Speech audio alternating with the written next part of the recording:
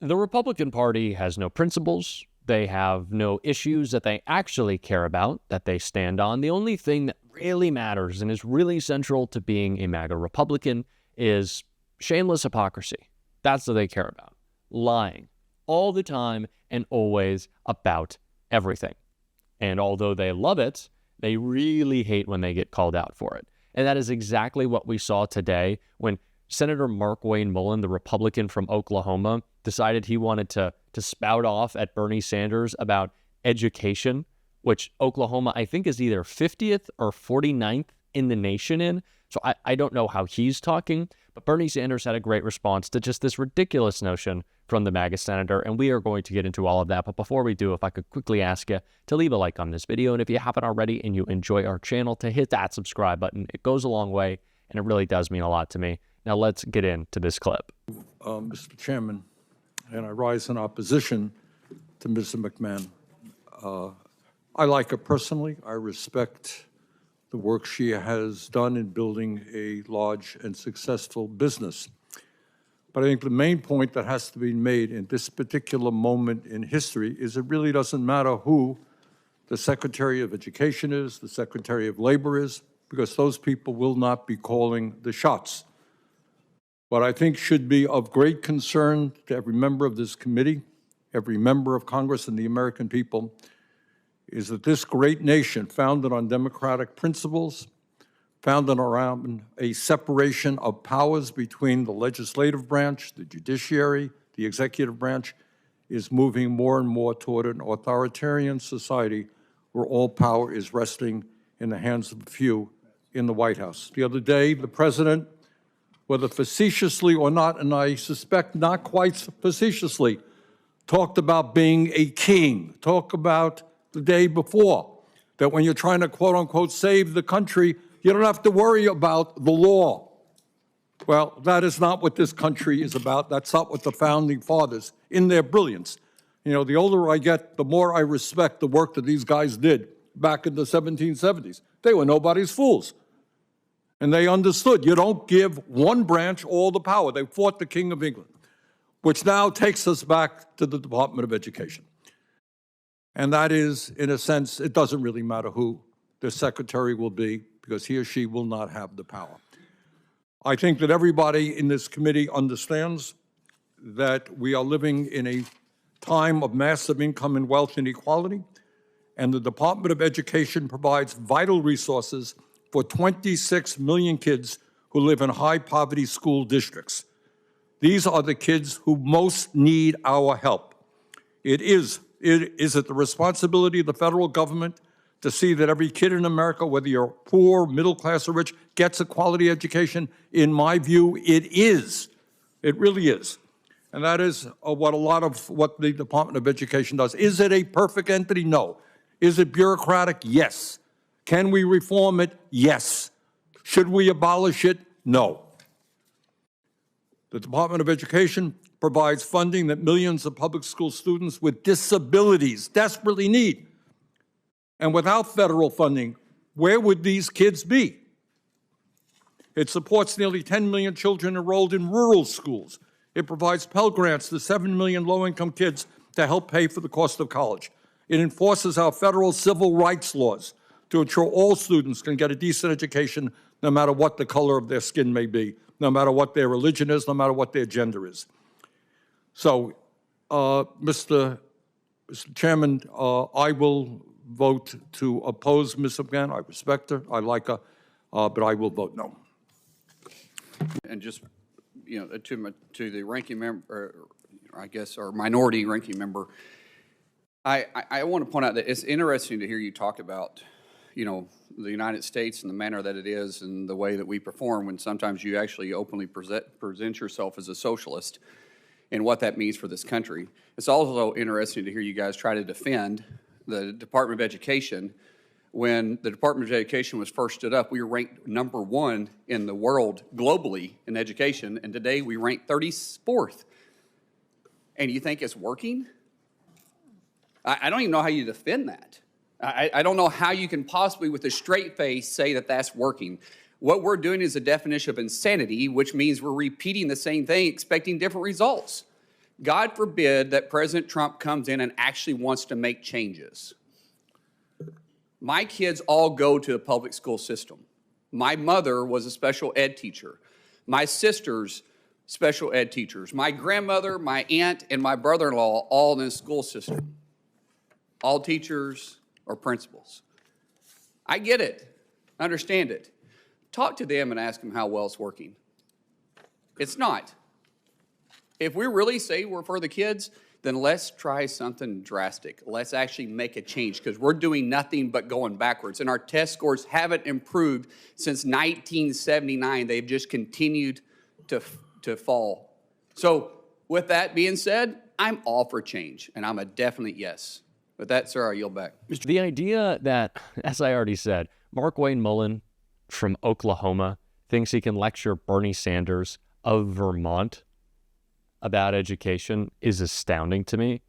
And this idea that MAGA has that when an institution isn't working, we should just do away with it entirely, right? If it's not hitting the goals that it seeks to provide, then we just have to do away with it.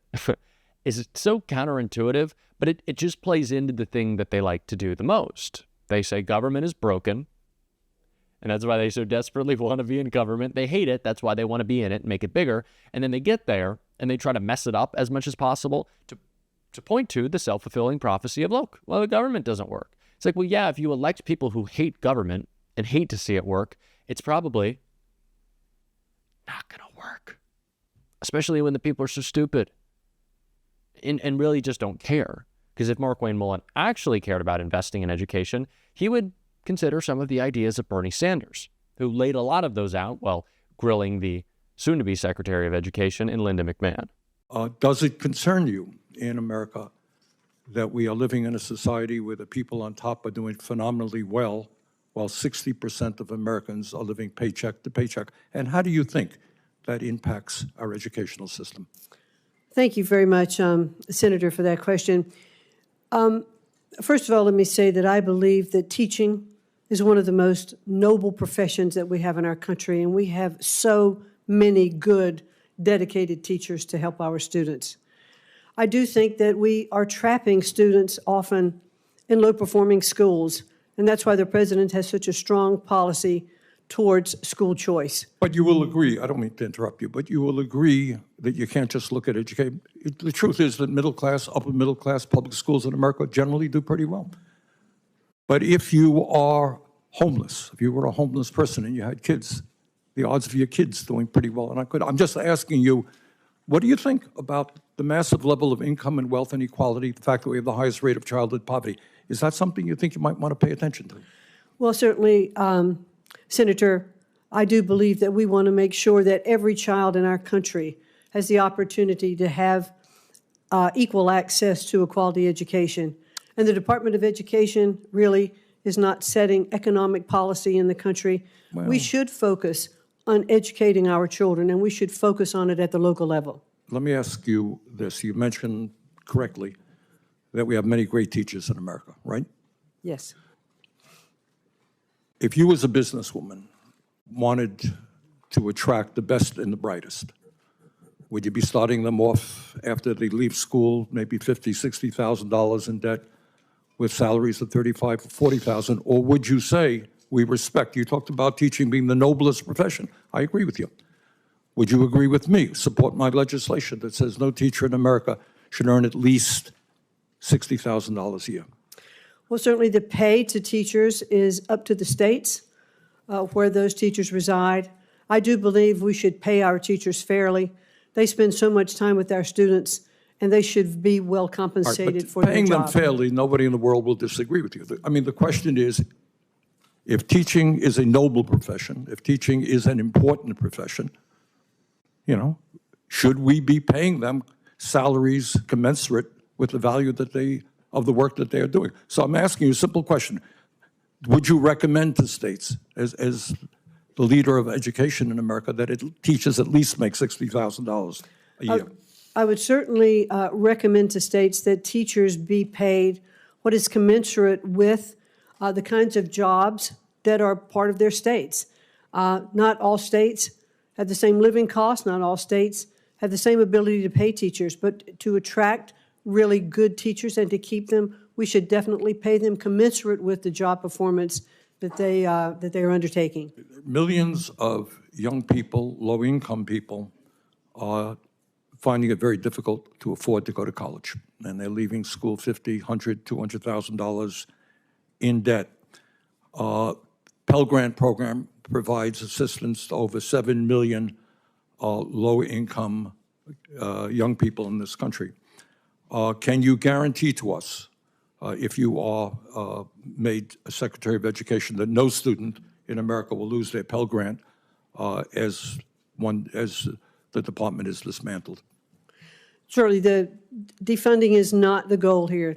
The continuation of Pell Grants, I'd actually even like to see an expansion of Pell Grants. I'd like to see short-term certificates for Pell Grants for students who aren't going on to four-year universities, who could have the opportunity to use Pell Grants for skill-based learning. All right, so what I'm hearing you say is Pell Grant program will continue under your administration. Yes. Okay.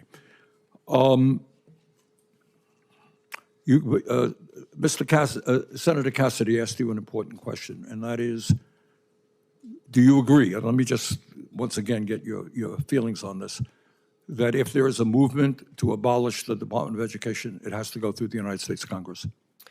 Yes, it is set up by the United States Congress, and we work with Congress. It clearly cannot be shut down without it. Good. Thank you.